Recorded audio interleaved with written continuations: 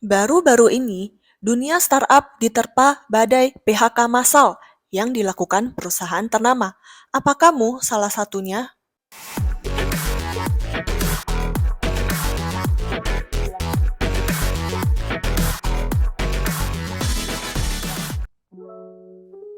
Halo semuanya, apa kabar? Balik lagi di video aku.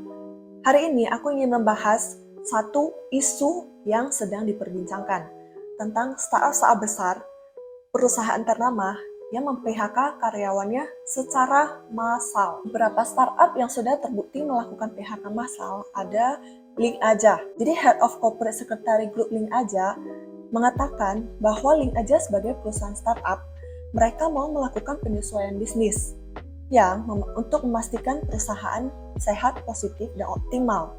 Dampak ini salah satunya adalah restrukturisasi sumber daya manusianya. That's why ada beberapa posisi yang akan dihilangkan, dan itulah alasan kenapa mereka melakukan PHK massal di Link Aja. Startup lain adalah Genius. Jadi Genius Education sudah melakukan PHK sebanyak 200 dari karyawan di startupnya. Dan ada juga kabar mengejutkan yang datang dari Shopee Internasional yang mengatakan bahwa mereka sudah melakukan PHK massal di berbagai negara lainnya.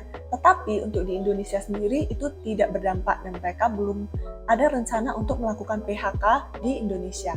Sebelumnya, I feel sorry buat teman-teman yang harus merasakan di PHK karena alasan apapun. Tapi ingat, ini bukanlah akhir dari segalanya. Di kondisi sulit seperti ini, pertanyaan selanjutnya adalah, kita harus ngapain sih? Yang pertama adalah kalau kamu mengalami PHK massal, adalah terima dan ikhlaskan.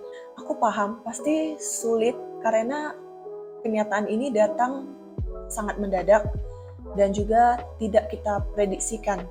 Tiba-tiba aja ada pengumuman bahwa akan ada PHK massal dan ternyata kamu adalah salah satunya.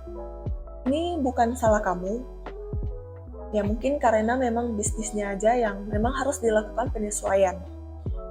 Aku punya cerita, aku punya teman yang membuka kafe.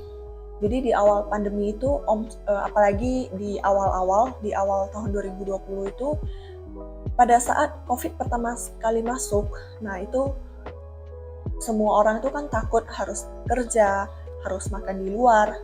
Nah jadi omset mereka tuh turun drastis dan mau nggak mau dia tuh harus membuat keputusan merumahkan sebagian karyawannya. Jadi sekitar ada 50% yang dirumahkan karena memang operasional tidak berjalan seperti dulu lagi dan juga omset juga menurun drastis sehingga harus ada biaya-biaya yang dipangkas.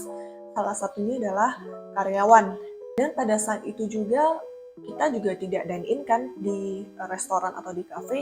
Jadi pure bisnis F&B saat itu hanya mengandalkan take away ataupun pesan antar. Tapi juga banyak masyarakat yang takut untuk makan di luar karena ada yang mengatakan bahwa virus bisa menyebar dari makanan. Jadi bulan-bulan awal pertama itu sangat sulit. Jadi sampai pada keputusan harus merumahkan karyawan. It's not your fault. Itu di luar kontrol kita sebagai karyawan. Kalau di situasi ini, kamu dapat pesangon, kamu bisa menggunakannya sebagai dana darurat. Dana yang bisa kamu pakai sambilan mencari kerjaan baru. Jadi dana ini bisa untuk menopang hidup kamu dan keluarga kamu. Kalau selama ini kamu sudah punya dana darurat, good, kamu juga bisa memanfaatkan dana darurat ini untuk menopang hidupmu beberapa bulan ke depan sambil mencari pekerjaan baru atau memulai bisnis baru. Buat teman-teman yang belum familiar dengan dana darurat, simpelnya dana darurat itu adalah dana yang kita simpan bisa dalam bentuk berapa kali dari pengeluaran bulanan kita yang bisa kita gunakan suatu hari ketika keadaan mendesak.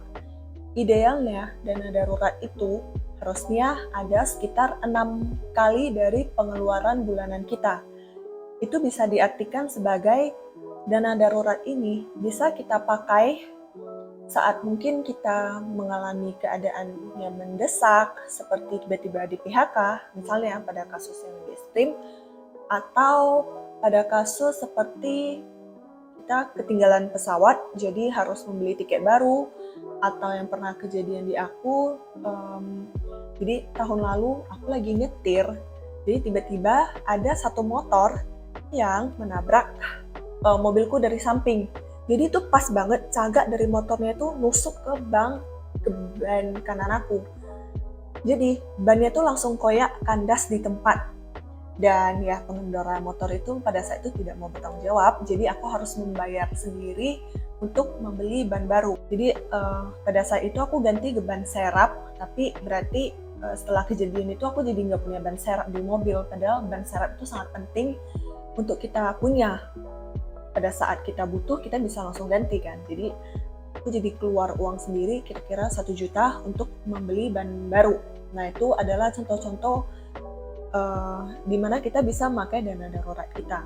Tapi idealnya kita harus punya setidaknya 6 kali pengeluaran bulanan. Jadi in case kita kehilangan pekerjaan, kita masih bisa hidup selama 6 bulan ke depan. Dalam 6 bulan ke depan ini kita bisa sambilan cari kerja atau mulai bisnis atau apapun itu. Jadi kehidupan kita selama 6 bulan ini masih aman dan terjamin. Angka dana darurat ini seharusnya kita perlu berapa sih? Kalau misalnya kita single, itu sebenarnya bisa di 3 kali pengeluaran bulanan. Tapi sebenarnya lebih aman sih di 6 kali pengeluaran bulanan. Itu kalau kita single. Kalau misalnya kita sudah menikah, kita setidaknya harus punya 12 kali. Karena kita juga harus menanggung orang lain, yaitu anggota keluarga kita. Tergantung juga kalau misalnya kita punya anak kita berapa, nah itu bisa dikondisikan. Intinya punya dana darurat itu untuk menjamin masa-masa di mana kita tidak punya income. Atau juga bisa saat masa-masa di mana kita harus mengeluarkan uang mendadak. Nah itu adalah gunanya dana darurat. Nah dana darurat ini sebaiknya disimpan di mana sih? Sebenarnya bisa kita simpan dalam bentuk cash di tabungan. Tapi aku sendiri menyimpan dana darurat di reksadana. Tapi bukan di reksadana saham atau di reksadana campuran ya. Jadi aku memilih yang tenornya lebih rendah, resikonya lebih rendah, walaupun returnnya juga lebih rendah. Aku sendiri membagi porsi 50%, 50%. Jadi 50%-nya ini aku pegang di cash tabungan. 50%-nya lagi aku taruh di reksadana pasar uang. Karena kalau kita, ini ya ibaratnya sebenarnya seperti uang nganggur ya. Tapi kita akan membutuhkannya di saat keadaan darurat. Jadi amannya sih aku 50% di cash yang bisa langsung dicairin. Dan 50%-nya lagi di reksadana pasar uang. Ya sebenarnya di reksadana gampang dicairin, tapi tetap harus butuh waktu kan. Dan kalau misalnya dicairin di hari Sabtu Minggu, kan diprosesnya di hari kerja. Jadi sebenarnya masih butuh proses 3 hari lah sekitar. Nah itu adalah sekilas video aku tentang dana darurat. Dan buat teman-teman yang mengalami PHK massal, stay strong dan semoga bisa mendapatkan pekerjaan baru. Dan buat teman-teman yang nggak mengalami PHK, boleh dong bagi info untuk teman-teman yang mengalami PHK massal. Apakah ada tahu tentang lowongan di perusahaan kalian atau di perusahaan lain, itu boleh infoin ya. Atau misalnya kalau kamu punya teman yang mengalami PHK, kamu bisa bantu dia untuk memberikan support dan juga memberikan info-info kalau ada lowongan yang buka di perusahaan kamu atau di internet. Tergantung spesialisasi dia, kamu bisa bantu dengan cara seperti itu. Kencangkan ikat pinggang dan gunakan dana darurat sebijak mungkin. Jangan sampai langsung habis di bulan pertama. Jadi kita tetap harus butuh spare untuk bisa bertahan hidup sampai kita menemukan kerjaan baru. Dan buat teman-teman yang belum menyiapkan dana darurat, yuk mulai sekarang. See you in the next video.